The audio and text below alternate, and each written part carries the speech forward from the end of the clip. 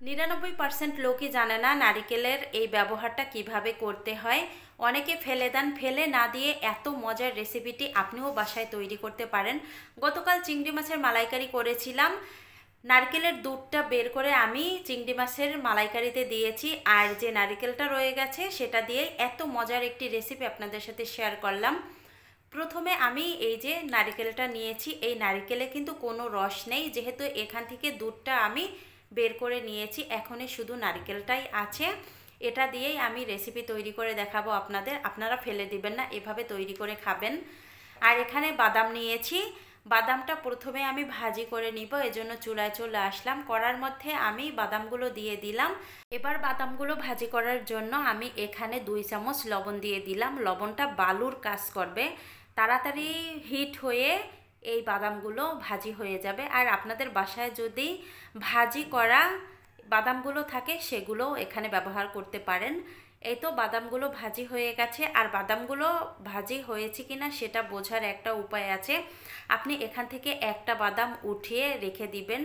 যখন ঠান্ডা হয়ে যাবে হাতের মধ্যে ডলা দিলে যদি খোসাটা উঠে যায় বুঝে নেবেন যে বাদাম ভাজা হয়ে গেছে।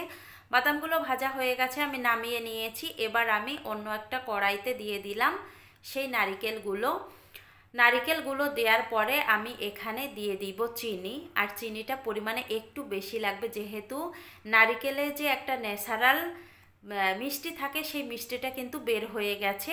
এজন্য মিষ্টির পরিমাণটা একটু বেশি দিয়ে আমি এখানে একটু জল দিয়েছি, তারপরে একটু এলাচ গুঁড়ো দিয়ে দিলাম সুন্দর একটা ফ্লেভারের জন্য।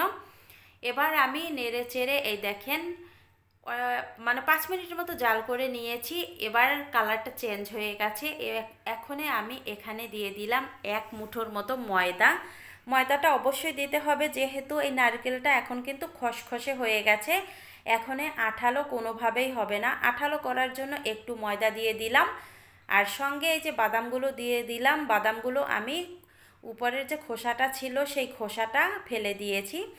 এবার এই যে মিশিয়ে নিয়েছি। এখনই দেখেন আঠালো ভাব হয়ে গেছে। চুলা থেকে নামিয়ে আমি একটা ট্রের মধ্যে তেল ব্রাশ করে নিয়েছি আগে থেকে। এখন এই ট্রের মধ্যে গরম গরম এই নারিকেলের পুরটা দিয়ে দিলাম। দিয়ে এখন সমান করে নিব। সমান করে এটা আমি ঠান্ডা করে নিব। আর ঠান্ডা যতক্ষণ না হবে ততক্ষণ কিন্তু এটা কাটা যাবে না। আমি মোট 15 থেকে 20 মিনিট রেখে দিয়েছিলাম।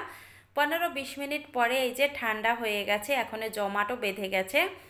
এবার আমি একটা ছুরি নিয়েছি, মাছ বরাবর কেটে নিলাম, 2 টুকরো করে নিয়েছি। এখন এভাবে আড়াআড়িভাবে ছোট ছোট করে কেটে নিব পিস করে। আপনারা যে কোনো শেপেরই কেটে নিতে পারেন। কেটে নেওয়া হয়ে গেছে। এখন আমি অন্য একটা প্লেটে সার্ভ করে নিচ্ছি। দেখেন দুর্দান্ত স্বাদের একটি রেসিপি তৈরি হয়ে গেল। নারকেলটা তো আমরা ফেলেই দিতাম, ফেলে না দিয়ে কত মজার একটি রেসিপি ঘরেই তৈরি করে নিলাম। আর ছোট থেকে বড় সকলেই খুব খুব পছন্দ করবে। আজকের ভিডিওটা এখানেই এন্ড করলাম। সবাই ভালো থাকবেন।